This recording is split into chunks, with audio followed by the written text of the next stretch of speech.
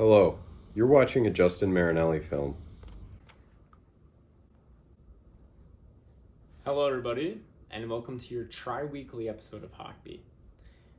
It is the last week of the 23-24 NHL season, and it's been a ride. It really has been. I would say pretty much all playoff spots at this point, seeding-wise, that is, have been locked in. However, we have what many are describing as the mid-offs in the Eastern Conference wildcard race and the third spot for the Metro Division playoff spot.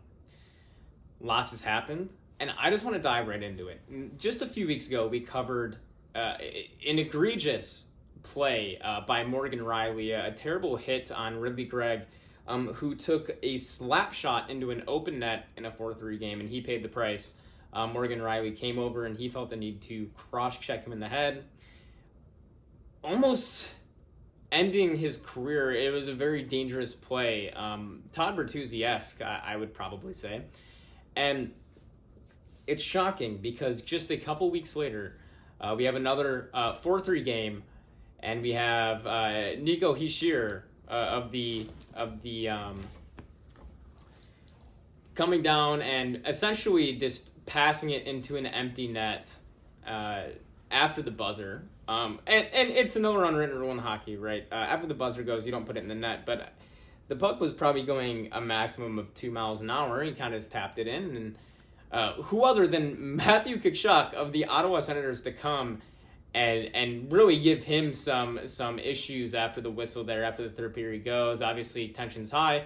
Matthew Tkachuk is losing, and he has lost, and he doesn't like that he put it in on an empty net after the buzzer. Again, we have unwritten rules of hockey, but this has brought on the subject of fragile masculinity. That's what many people are talking about. Same thing with Morgan Rielly.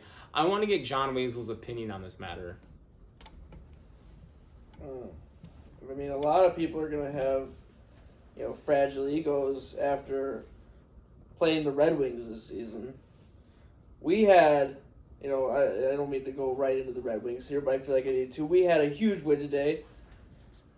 5 goals. Larkin coming out big in the end. DeBrincat coming back.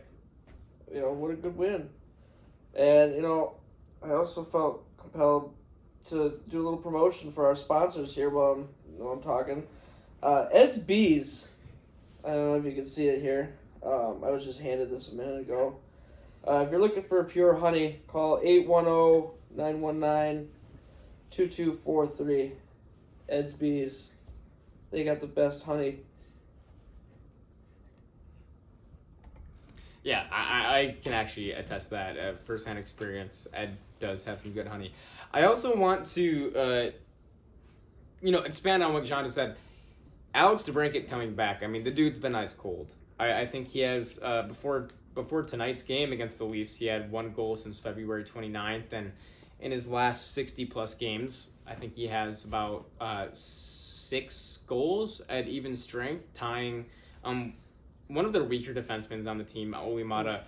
He was signed to be a goal scorer, and he hasn't really showed up in the last half of the season. I'm not sure where he's been. I know he recently had a kid. Maybe he's more focused on that. Hey, I don't know. I think, when duty calls, and I respect any decision Alex DeBrincat makes. Justin, though? There have been costs. I think it's a give and take thing. Oftentimes, work comes second. And I don't know. Perhaps Alex DeBrincat has taken that road. But I want to say that regardless of the decision he makes, he's loved by his fans. They might get frustrated with him sometimes, but he's in their hearts. I want to move on to a new subject. We have Auston Matthews quickly approaching 70 goals. Tonight against the Red Wings, he scored his 69th, which makes him 1 goal shy with 2 games remaining to make a 70-goal mark. And in the NHL community, a big debate has occurred.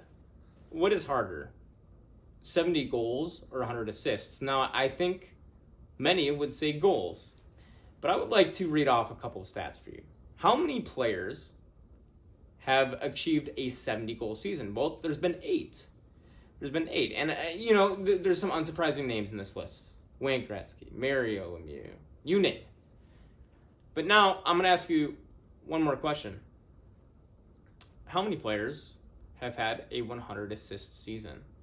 Connor McDavid is sniffing close to one. However, in history, there have been 3 players to ever do it. Bobby Orr, Mario Lemieux, and the great one, Wayne Gretzky. John, let me have you weigh in on this matter. I want your biggest and grandest opinion on this. What is harder? You tell me. Man, sniffing for 100 goals or 70 goals or 100 assists. Man, I don't know. I mean, I'm not, much of a hockey player myself, but I'm going to say 100 assists. That sounds downright hard to do, especially if you're playing against a team like the Red Wings. I mean, we're always in the way of those pucks. You try and feed it into your buddy who's, cherry picking down by the net, trying to slap an easy one in. Boom, a Red Wing gets in the way. No assist, no goal. Your team loses. Go Red Wings. No, and I want to say I think that's an excellent analysis. Especially, when Auston Matthews, who again scored a 69 today against the Red Wings, is playing against such a team that clearly has not really prioritized defense. You would think he would be able to slip 4 or 5 past them, but tonight he only got 1, and it makes him 1 goal shy of 70. He has 2 games remaining. Will he pull it off? If you ask me, I think he will. I'm going to leave this one up to the fans. I want you guys to all pollinate that comment section, sting that subscribe button, and thank you so much for watching this episode of HockBEE. Thank you. You just watched a Justin Marinelli film.